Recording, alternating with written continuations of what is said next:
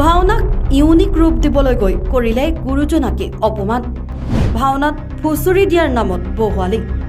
ভাওনাৰ প্ৰৱেশত চাইকেল লৈ এণ্ট্ৰি বহুৱাৰ।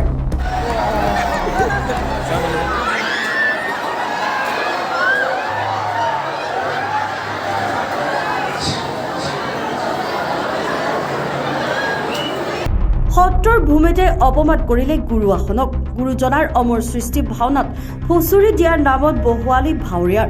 সত্ৰৰ নগৰী মাজুলীত কৰা হ'ল গুৰুজনাৰ অমৰ সৃষ্টিক অপমান।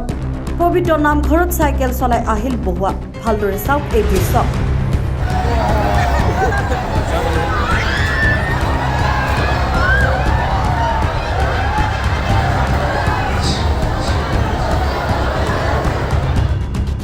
ভাওনাত কেনেদৰে চাইকেল চলাই প্ৰৱেশ কৰিছে বহুৱা। ভাওনাৰ নামত বহুৱালিৰ চূড়ান্ত সীমা পাৰ কৰিছে এনে একাংশই।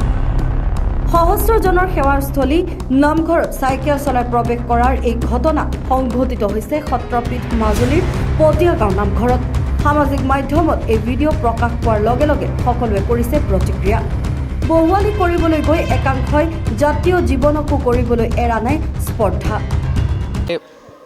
আমি মহাপুৰুষ শ্ৰীমন্ত শংকৰদেৱ মাধৱদেৱৰ এই পবিত্ৰ জন্মভূমি অসমত আমি জন্মগ্ৰহণ কৰা একোজন নাগৰিক আৰু তেৰাই সৃষ্টি কৰি থৈ যোৱা এই সম্পদসমূহ অতি নিখুঁতভাৱে পৰম্পৰাগতভাৱে বিশেষভাৱে মাজুলী হেন এটা ঠাইত ই চৰ্চা হৈ আছে, সংৰক্ষণ হৈ আছে, ইয়াৰ প্ৰচাৰ প্ৰসাৰ চলি আছে।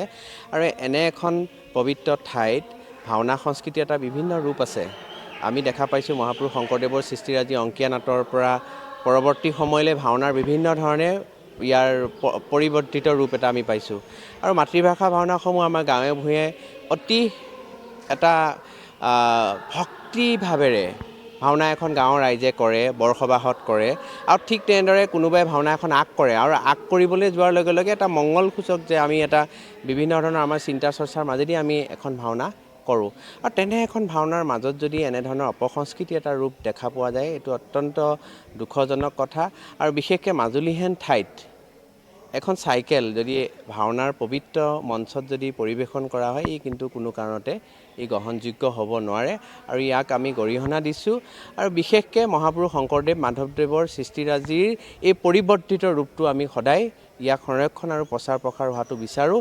ইয়াত যাতে আধুনিকৰণৰ নামত ই যাতে কেতিয়াও এটা বেলেগ ৰূপলৈ ৰূপান্তৰিত হোৱাটো আমি কেতিয়াও নিবিচাৰোঁ সত্ৰানুষ্ঠানৰ এজন যুৱক হিচাপে।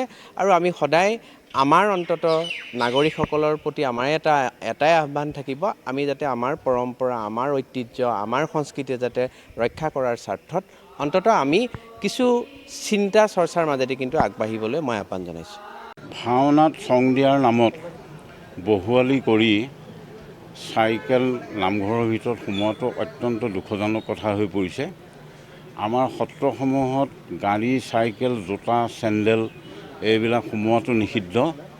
আৰু ঠিক তেনেকৈ সত্ৰসমূহৰ চৌহদত সোমোৱাটো যেনেকৈ নিষিদ্ধ, ঠিক তেনেকৈ নামঘৰৰ ভিতৰতো সেই বস্তুবিলাক সোমোৱাটো নিষিদ্ধ। তেনেস্থলত ভাওনাত চং দিয়াৰ নামত মাজুলীৰ কোনোবা এখন গাঁৱত যিটো মানে অপসংস্কৃতিৰ সৃষ্টি কৰিলে, চাইকেল নামঘৰৰ ভিতৰত সোমোৱাই নামঘৰৰ পবিত্ৰতা বিনষ্ট কৰিলে, এইটো অত্যন্ত মানে দুৰ্ভাগ্যজনক। আৰু এইটো ভৱিষ্যতলৈ যাতে কেতিয়াও নহয়, এইটো আমি কামনা কৰিছোঁ।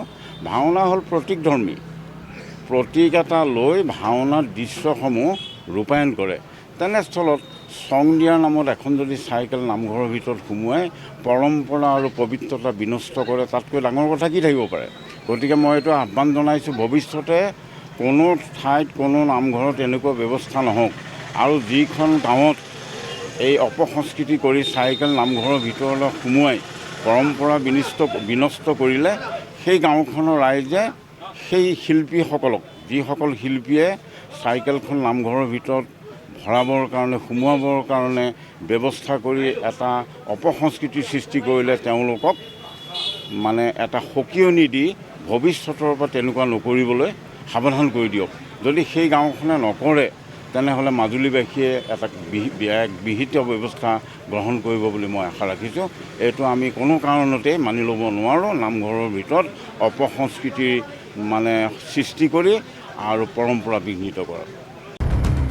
Bureau report prime Assam. নিৰ্ভীক নিৰপেক্ষ কেৱল ৰাইজৰ পক্ষ। Prime Assam digital